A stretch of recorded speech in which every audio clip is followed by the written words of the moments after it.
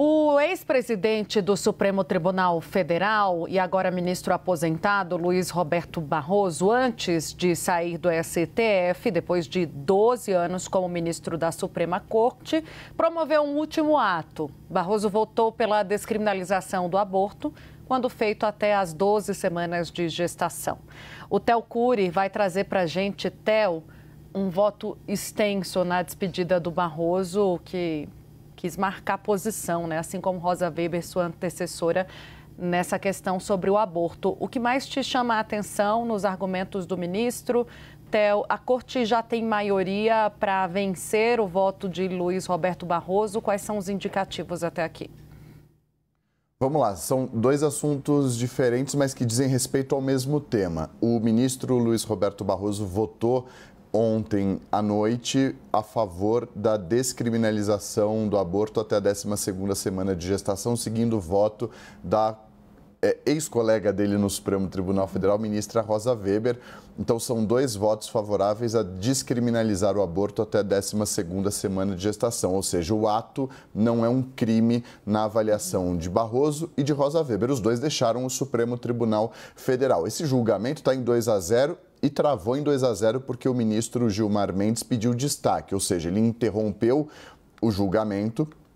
Era algo que ia acontecer, era esperado, não é um tema fácil no Supremo Tribunal Federal, não é um tema fácil de discussão no Congresso Nacional, mas foi visto como uma deferência ao ministro Barroso liberar essa possibilidade para ele votar antes de ele deixar o Supremo Tribunal Federal. Na mesma linha, Tainá, do que fez a ministra Rosa Weber em 2023.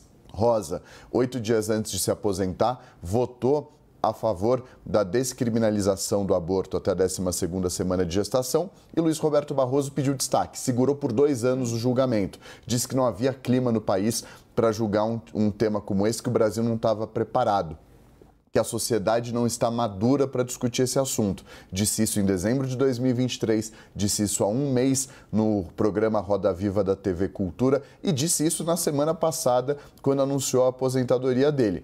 Dito isso, não quis deixar o Supremo sem deixar o voto dele registrado. Porque esse é um gesto importante de um ministro do Supremo, seja Rosa Weber, seja Luiz Roberto Barroso.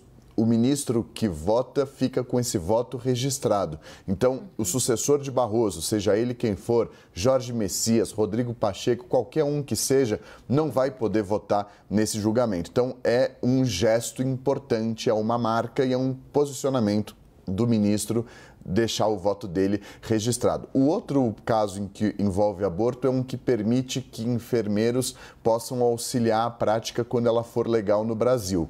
Ele votou também nesse sentido, depois a Thaisa Medeiros vai explicar melhor para a gente, e já há maioria para reverter a decisão dele. Então é a primeira derrota dele como ministro aposentado do Supremo Tribunal Federal.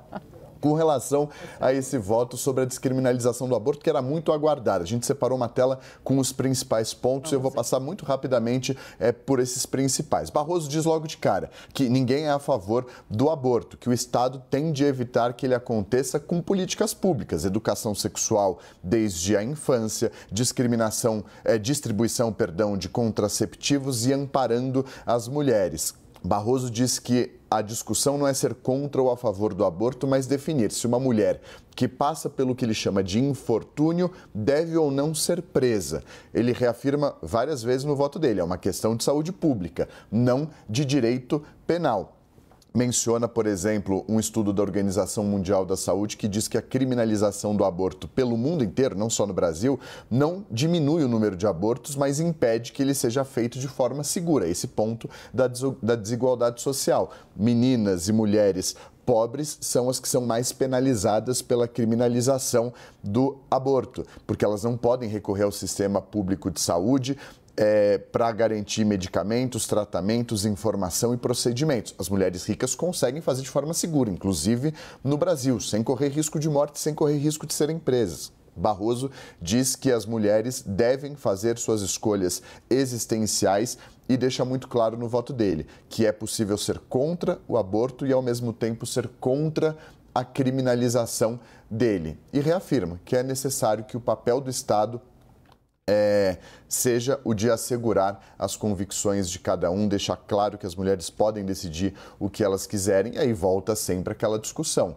São, no Supremo Tribunal Federal, nesse momento, 10 homens que estão discutindo a possibilidade de a mulher definir se pode ou não ser presa por fazer aborto no país. Então, são 10 homens discutindo